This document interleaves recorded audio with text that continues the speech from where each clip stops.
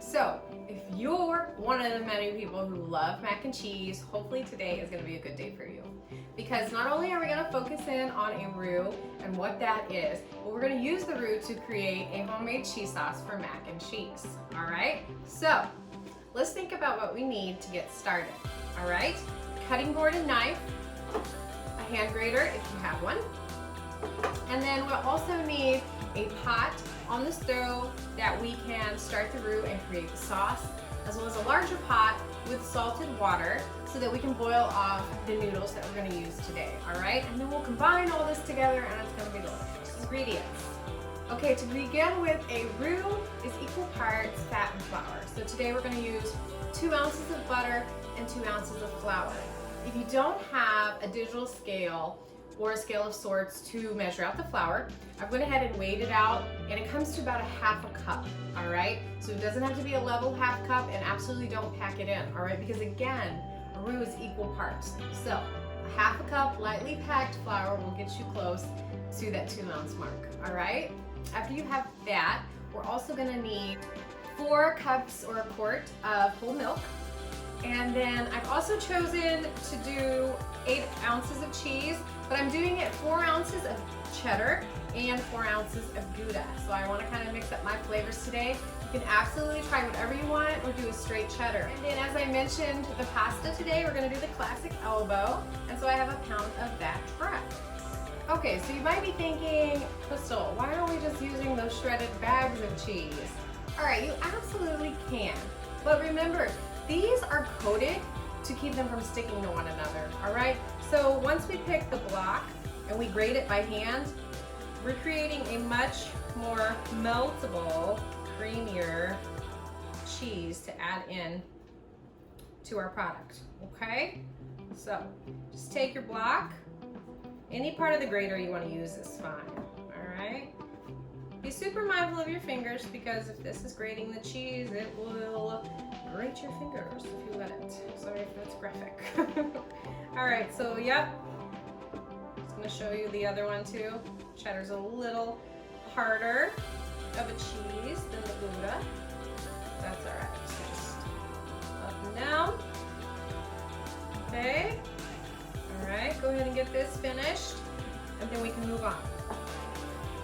Okay, once all the cheese is grated, I need you to go ahead and take your 4 cups or your quart of milk and put it into the microwave just to warm it through. If you don't have a microwave, that's fine. Just put it into a saucepan of sorts and get it warm. And the reason is because adding a warm liquid to a roux is so much easier than a cold one, all right? So to begin the roux, our sauce pot, let's put it on a medium-low heat and add the butter. Now we want the butter to melt, but we don't want it to brown. Okay, grab a whisk or a wooden spoon.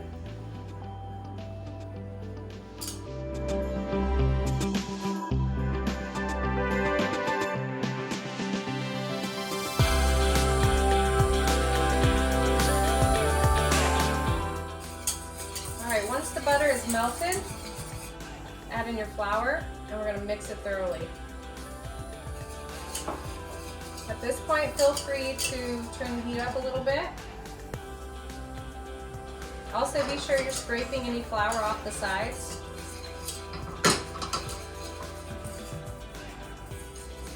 Okay, and so the idea is to stir this occasionally, but let it cook a few minutes to get that raw flour taste kind of out there. Now, a proper roux should be sticky, not runny, not pourable. All right, so after about 2 minutes, I have a slightly cooked roux. I haven't added any color to it, and I've mixed it thoroughly. So a roux can be added to a warm liquid, or a warm liquid can be added to a roux. I'm going to grab the milk that we have warmed through, and we're going to add it. The plan is to pour this in slow and whisk with the other hand, okay? Don't be worried about any spills. You'll get better with practice. All right, so we're adding some in, and we got a whisk to combine the roux with the liquid. And we're trying to avoid chunks. It's not always avoidable, but certainly we can give it our best. So I'm only adding a little milk at a time, because again, the idea is to break that roux down into the liquid. If it begins to thicken too fast, add more liquid.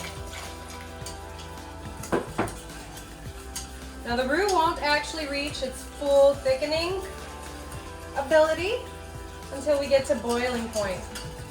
We'll be bringing it right up to a simmer to get the thickness before we add the cheese.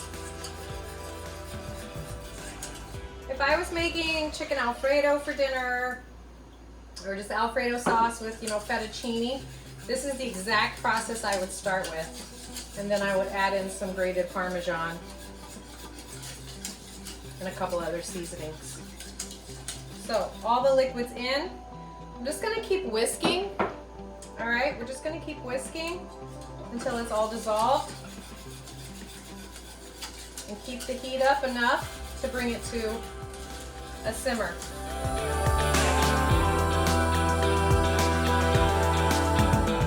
My pasta's ready to go in, and my roux is not quite thickened up my sauce yet, which is fine, absolutely.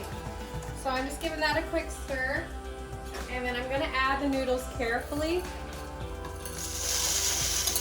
I poured near the edge to reduce splashback.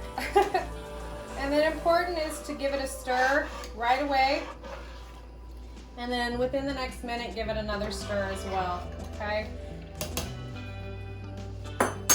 Now the package will give you a guideline for the pasta, but typically we would go a minute or two under that.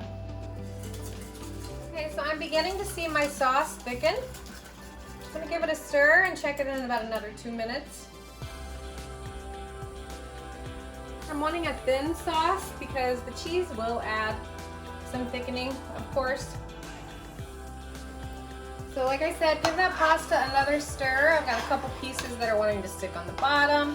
Sometimes they like to stick together. This is just keeping the water flowing around them. Okay, so I'm feeling pretty good about this sauce. I can tell that it's thickened slightly. So a good way to kind of test where you're at on thickness is to take a spoon. I've got a tablespoon here. And just dip the back of it in it, and then run your finger through.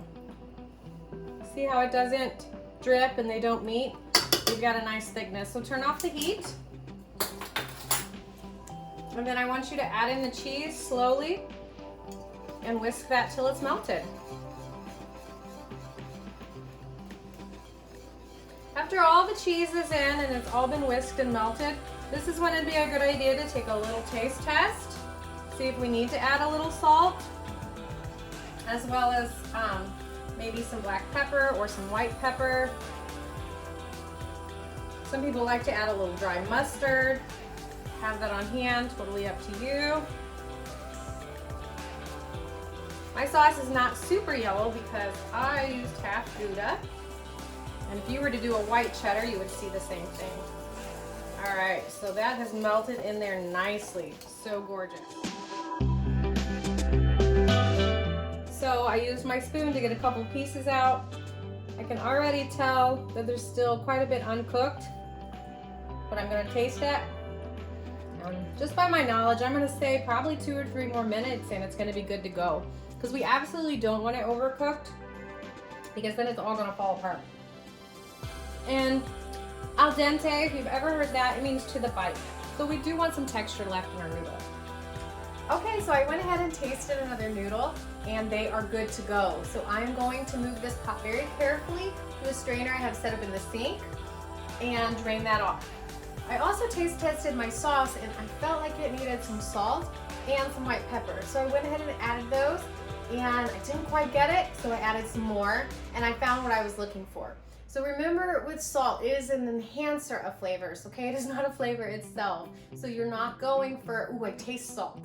You're going for, ooh, that cheese is a little stronger now, okay? Again, it's trial and error as we learn, okay, all right? So I drained the noodles, and then I went ahead and added them back to the pot, because now I'm going to carefully pour the cheese sauce over the prepared noodles. And then I'm going to mix. Okay, so super great, guys, super great. This looks good, tastes good. So I just want to give you a couple ideas. All right, so stir-ins are always an option. I will admit my favorite is the quick and easy steamable broccoli bags. I like to give those a quick steam, drain a little bit of that water off, and just stir those right in. I feel like I'm giving a healthy option with the mac and cheese. You can always top it with a little bit more cheese. And then obviously, you know, bacon bits or really whatever you're into, and I mean like the real bacon, would absolutely add to this. If you find that this recipe isn't quite cheesy enough, feel absolutely free to add another half block of grated cheese. But anyways, great job, guys. Thank you guys for joining me today. I really appreciate the time that you spent with me, and I hope that you found something useful here. All right, if you have any questions, as always, please do not hesitate to comment or send me a message, okay? Take care.